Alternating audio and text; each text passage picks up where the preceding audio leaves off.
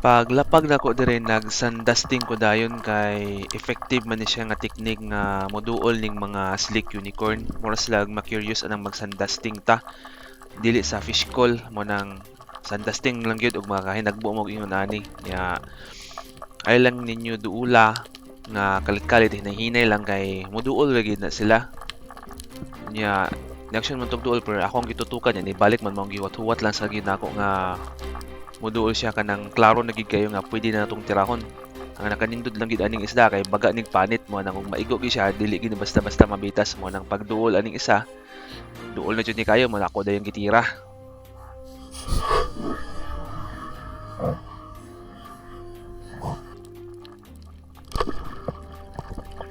Og naigo siya maayo pero wala na to maston mo tong gibira gid niya tong line nya okay lang na kay nakabuya ra man ta nya ginahinay pud ako bira kay dili man kayo kadakuan nya madara man pud og bira mo tong hinahinay tagsaka di ta mabalakag magisi kay baka kay nagpanit og diara sure ball na gyud ang sinugba ni og inunon. Lami ni siya sinugba lami pud ni siya ununon. Good size na ni mga almost hapit na pud nimo 2 kilo. Manang time sip ta kanunay. To God be all the glory and God bless us all.